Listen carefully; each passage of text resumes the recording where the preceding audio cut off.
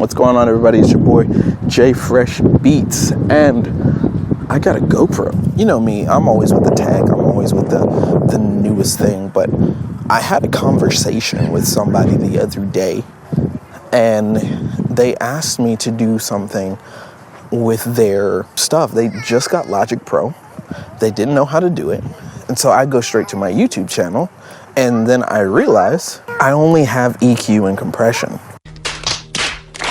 That sucks for me. So with that being said, we're going to talk about some basics of Logic.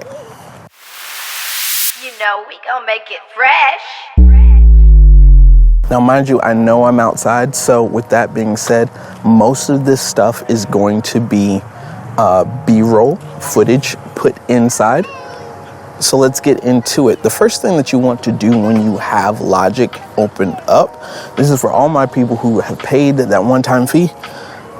You're no longer in GarageBand. So what you need to do is go to the Logic Pro preferences and then go to Advanced Tools. Once you go to Advanced Tools, hit the checkbox. Once you hit that checkbox, this actually opens up the pro features of Logic Pro. So this is actually going to benefit you in a different way.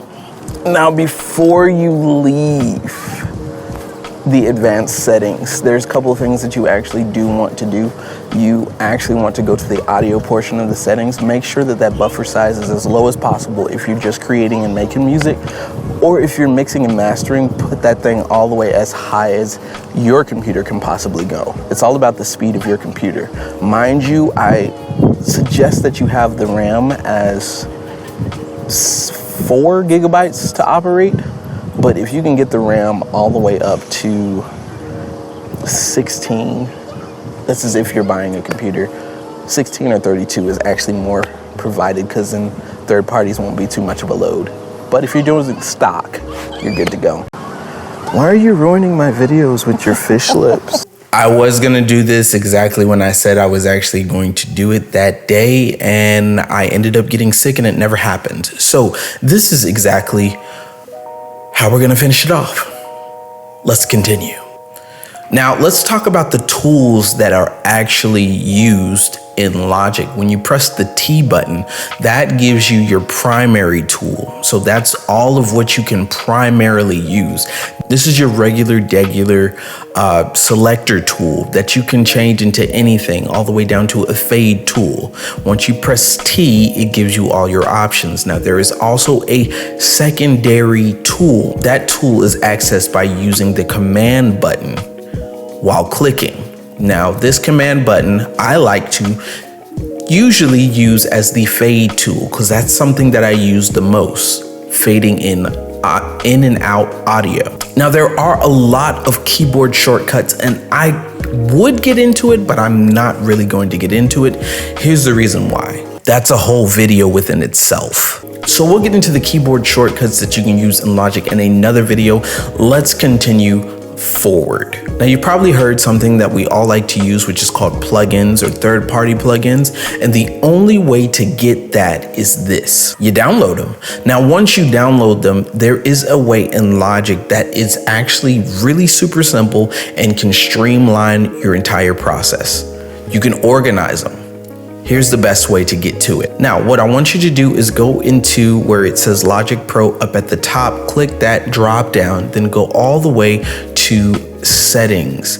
Once you go to the settings, you're gonna go all the way down to where you see plugin manager. Now, when the plugin manager is open, you have the ability to actually organize all of your plugins to your go-tos or whatever you would like it to be. That is an amazing streamlined process.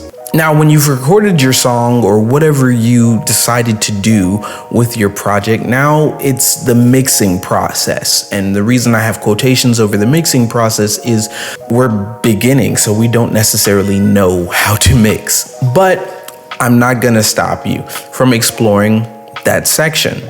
So in order to get to the mixing process, you want to press Command 2. That's gonna open up the mixer window. Once you have this expanded, you'll notice that you'll only get a series of tracks. Those are the ones that you have recorded. Now, if you want to group all of these together, you can create a bus. And the only way to do that is either taking the output of all of them by selecting everything, hitting the output, and then going to the first bus. That's one way to create it. But another way to create it is pressing Control N, and that creates a bus already. You can name it and then direct your stuff there. Now, here's something else that is actually going to help you in the basics of Logic as well, the I/O process. We've probably heard something about templates and vocal chains and stuff like that when you're making templates yourself or making templates otherwise, you using the I/O process. And this is really what I suggest all beginners do with the I/O labels, so that way you won't get confused as to what bus it is, what bus this is. You know without a shadow of a doubt what bus it is and how you can go through the labeling process. You're gonna press Mix and then go all the way down to where you see I/O labels. Once you get to the I/O labels, you notice that it says the standard input 1, 2, so on, so forth. Then with your outputs and your buses and stuff like that. You can actually change the names of those. So your input 1 will be whatever your microphone is recorded as. Your input 2 is whatever the second input of your microphone is. Your output is whatever your speakers are, so on and so forth. Alrighty guys, I appreciate you so much for watching this video. That is the basics of Logic, and I really hope it's going to help somebody who's beginning in music production or audio and you just got Logic because you felt like that was the best option and you wanted to go for it. So what I need everybody to do right now, if you're still watching this video, is to hit that like button and get ready for another video. This video we're going to be talking about Maschine Plus.